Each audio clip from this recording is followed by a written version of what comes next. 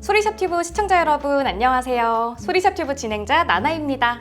안녕하세요. 오디오 평론가 김편입니다. 오늘은 이 부메스터의 BC150 스피커를 리뷰하기 위해서 소리샵 청담 매장에 이렇게 직접 방문을 했는데요. 한번 같이 살펴볼까요?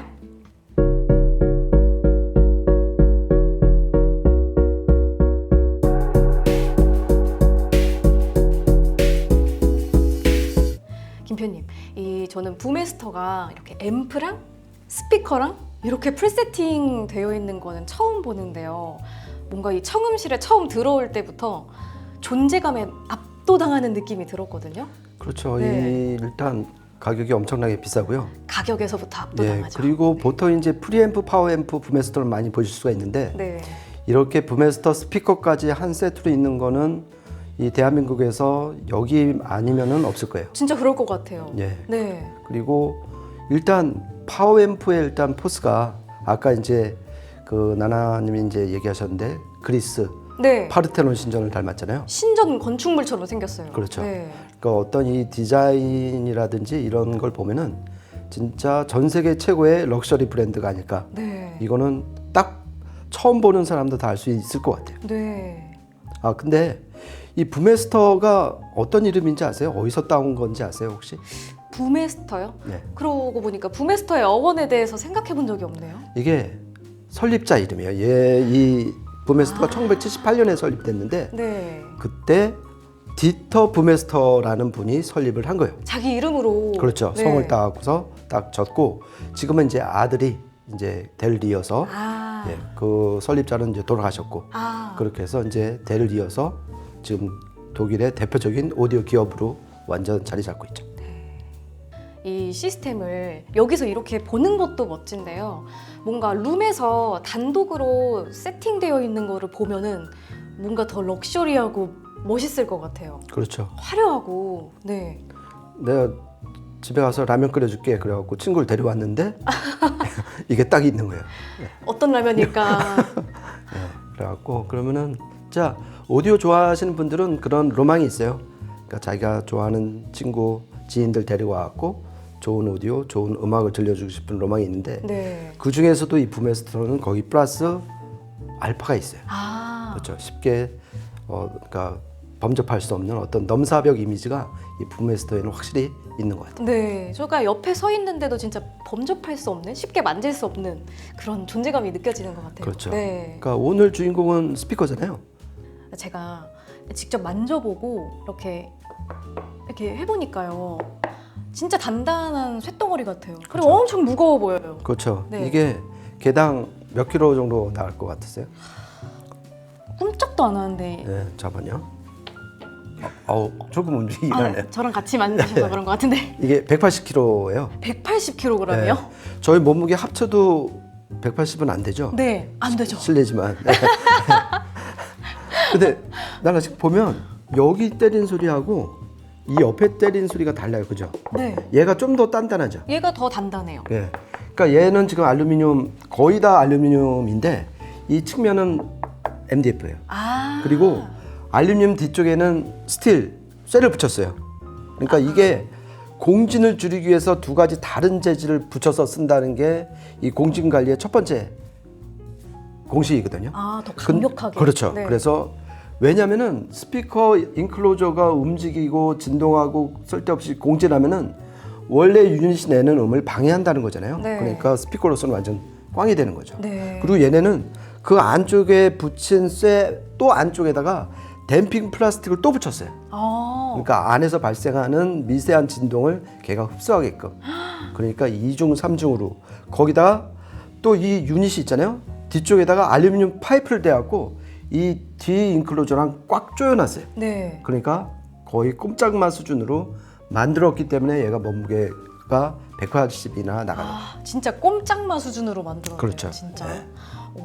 아까 제가 이 앞면에 이 부분을 보니까 제 얼굴이 이렇게 다 비춰져서 거울로 쓸 수 있을 만큼 반짝반짝하고 화려한데요. 그렇죠. 이게 그 크롬 도금. 그렇죠. 이 크롬 도금, 크롬 전면 마감은 진짜 부메스터의 어떤 시그니처예요. 시그니처 같아요. 예, 지금 네. 그 나나님 옆에도 프리앰프 077 있고 모노블록 파워앰프 218 있잖아요. 네. 그 전면에 그 진짜 거울처럼 반짝반짝 빛나는 저 크롬 마감이 시그니처, 그러니까 부메스터의 어떤 상징과도 같은 거예요. 네. 그러니까 이 겉모습만 보고서 딱 알 수가 있고, 또 하나 스피커는 무조건 얘네는 AMT 트위터를 많이 써요. AMT 트위터. 네. 네. 이 부메스터가 아까 1978년에 설립됐다고 그랬잖아요. 네. 부메스터가 스피커를 처음 만든 거는 1994년이에요. 그래갖고 그때 처음 만든 스피커가 949예요. 949. 예, 기억나실 텐데 부메스터는 모델명 대부분이 기획하거나 나온 연도예요. 네. 그러니까 949니까 94년에 나온 스피커, 94년 9월에 나왔거나 기획했던 스피커라는 뜻인데 1994년부터 AMT 트위터를 해왔고 주요 상급 기종에는 다 AMT 트위터를 지금 다 쓰고 있어요. 이게 측면에 이게 사선 마감이 굉장히 이게 뭔가 촘촘하고 예. 좀 세련되고 이게 부티가 나는데요. 네. 자세히 보니까 이 우퍼가 그렇죠. 그쪽에서 나나님이 보시면은 네.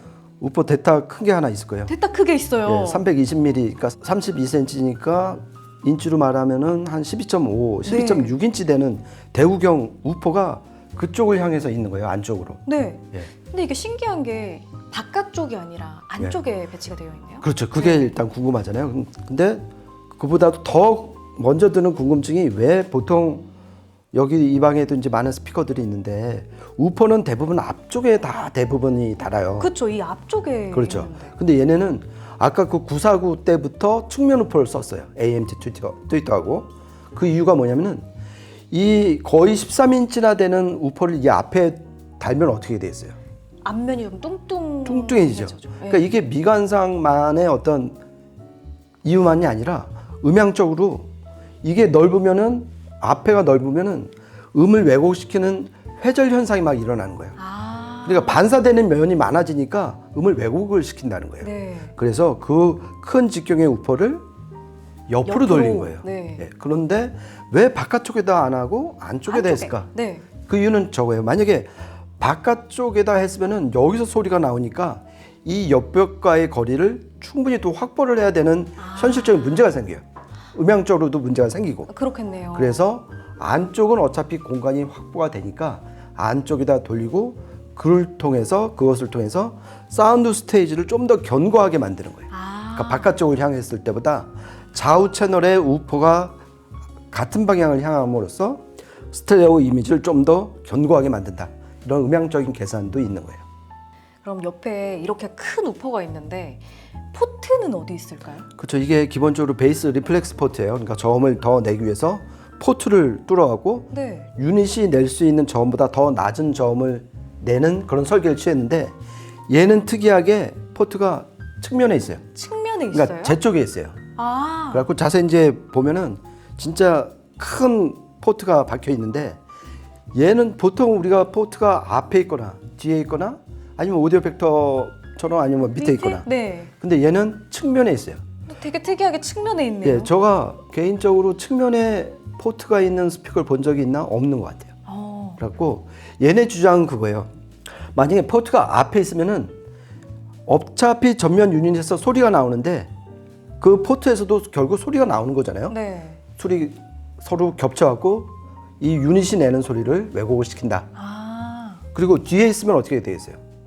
뒷벽과의 거리를 확보를 해야 돼요. 네. 보통 한 1m. 그러면은 이 앞에 정작 음악을 듣는 공간을 갉아먹는 거 아니에요? 네. 음향적으로 활용을 못하는 거예요. 그래서 얘네는 이 소중한 공간을 음향적으로 활용하기 위해서 최대한 얘를 뒷벽으로 밀어내야 된다. 그러기 위해서는 포트가 있어야 될 것은 네. 측면밖에 없다. 근데 이제 안쪽에 우퍼가 있으니까 이 반대쪽에 포트를 낸 거예요. 그렇구나. 예. 근데 이렇게 아까 둘러보니까요. 이 트위터가 신기한 게 뒤쪽에 있더라고요. 그렇죠. 네. 그 앞에도 AMT 트위터가 있고 여기도 있는데 뒤에도 있어요. 그렇죠. 뒤에도 AMT 트위터가 있는데 이 앞에 거보다 조금 짧은 네. 좀 귀엽게 생긴 애가 뒤통수에 딱 붙어 있어요. 트위터가 뒤통수에 붙어 있으면은 99%가 앰비언스를 확보하기 위해서요. 앰비언스. 이게 뭐냐면은 예수대 전당 자주 가보시잖아요. 네. 거기서 피아노 독주에 막 하면은 피아노 치는 그 앞쪽만이 아니라 뒤쪽에도 관객이 앉게끔 하고 실질적으로 많이 앉아요. 그러니까 그렇죠. 네. 당연히 악기 소리는 360도에서 다 들리는 거예요. 그런데 지금 스피커는 유닛이 앞에를 향하고 있으면은 그 현장의 느낌, 현장의 공간감을 충분히 전해주지 못한다는 거예요. 그래서 일부 좀 그거에 대해서 좀 더 염두에 둔 제작사들이 앰비언스 트위터라는 걸 만들어갖고 이 뒤에다 붙이는 거예요. 아, 예. 좀 이렇게 다방면적으로 그렇죠. 소리를 잘 들을 수 있게 그렇죠. 해주는. 그러니까 현장 느낌이 나게끔 네. 그렇게 해서 뒤에다 붙였다. 근데 나는 궁금하신 게 왜 얘보다 이 앞에 있는 애가 더 길까? 네, 왜 더 길어요? 그렇죠. 이 길면은 얘가 중음까지, 그러니까 원래 이제 트위터는 고음만 내잖아요. 근데 얘가 길면은 중음까지도 더 밑으로 내려가서 소리를 들려줄 수가 있는 거예요. 네. 그러니까 얘는 지금 이 34Hz부터 20kHz까지 내는 거의 광대역 스피커인데 이 앞에 있는 AMT 트위터가 내는 범위가 1.8kHz부터 20kHz까지 완전 다 풀로 커버를 하는 거예요. 네. 그러니까 거의 중고음을 다 커버를 하는 거예요. 그렇네요. 그래서 얘가 길어진 거예요. 아, 근데 얘는 중음까지는 필요 없고 고음 쪽이 주로 앰비언스 그 요소를 다 전해주는 거니까 얘보다 상대적으로 짧게 해서 자기가 필요한 그 공간감만 전해주겠다 그래갖고 짧게 만든 거예요. 그리고 아까 또 보니까 그 아래에 다이얼 같은 게 있어요. 이거는 그쵸. 뭐예요? 그러니까 얘는 진짜 곳곳에 뭔가를 많이 숨겨놨어요. 좀 보통 스피커 같진 않아요. 그렇죠. 이 모든 앞에는 설계가. 딱 두 개밖에 없는데 네. 측면에 우표 있지, 또 측면에 포트 있지, 뒤통수에 AMT 트위터 있지. 보물찾기 하듯이 뭔가 이렇게 계속 그렇죠. 찾게 밑에 되는. 이제 지금 나나님이 말씀하신 노브가 있어요. 네. 이 노브는 뭐냐면은 이 돌릴 수가 있는 거예요. 뭘 돌리냐면은 이 뒤에 앰비언스 트위터가 있다고 그랬잖아요. 네. 얘가 내는 소리를 크고 작게 할 수가 있는 거예요. 그러니까 아. 음압이라고 그러는데 음압을 크고 작게 줄일 수가 있는 거예요. 그러니까 공간에 맞춰서 자기 취향에 맞춰서 곡 재생하는 곡의 장르에 맞춰서 그 앰비언스 양을 조절할 수가 있는 거예요. 그래서 얘는 지금 0부터 7까지 지금 이렇게 다이얼로 조절을 할 수가 있는 거예요. 그러니까 정말 세심하게 설계를 한 스피커의 어떤 그 끝판왕? 네, 진짜 끝판왕 같은 느낌. 이렇게 보시면 될 것 같아요. 네. 그리고 지금까지 딱 언급을 하나 안 한 유닛이 하나 있어요. 바로 앞에 있는 미드레인지인데요. 미드레인지. 그렇죠. 이게 7인치 미드레인지인데 일단 얘가 제가 봤을 때는 정말 많은 일을 하는 유닛이에요. 네. 일단 155Hz부터 1.8kHz까지 정말 어마어마한 대역을 커버를 하고요.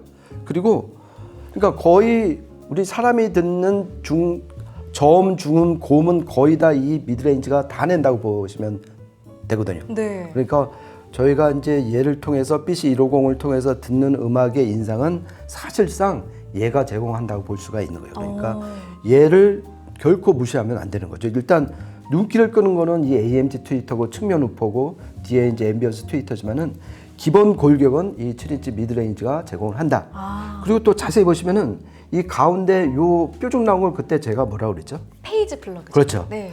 위상이 어그러지는 거를 막기 위해서 일종의 어떤 플러그 방해물이에요. 네. 그런데 자세히 보시면 이게 위아래로 길쭉한 타원형이에요. 네. 보통은 여기도 이제 스피커들 다 동그랗잖아요. 네. 완벽히 동그란데 얘는 위아래로 길어요. 그러게요. 예, 이게 이유가 있어요. 만약에 동그라면은 동그란 원추형으로만 돼 있으면은 다 진동판의 거리가 똑같다는 얘기잖아요. 네. 그러니까 같은 진동판, 같은 주파수가 왔을 때 겹쳐지면 피크가 뜬다는 거예요. 네. 그러니까 아까 말씀드린 것처럼 양쪽에서 파도가 몰려왔을 때 똑같은 높이의 파도가 부딪히면은 휙 올라가는 그렇죠. 것처럼. 그래서 그 피크를 줄이기 위해서 차별을 준 거예요. 그러니까 위아래는 상대적으로 짧게, 이 좌우는 상대적으로 길게 해서 그 영향을 최소화시킨 거예요. 그래서 좀 더 안정적이고 정확한 음을 내게끔 이 페이지 플러그 디자인도 이렇게 만든 거예요. 아. 그러니까 제가 이 스피커는 처음 봤을 때 가격에 놀랐고 두 번째는 이 곳곳에 베풀어진 공학적인 설계에 놀랐고 네. 세 번째는 거의 넘사벽의 퍼포먼스, 진짜? 소리에 놀랐어요. 그러니까 제가 만약에 앞으로 어떤 사운드의 어떤 롤 모델, 레퍼런스를 삼는다 그러면 아마 이 BC150이 될 것 같아요. 예, 그 정도로 영향을 많이 준 스피커예요. 진짜 끝판왕이네요, 진짜. 네. 네.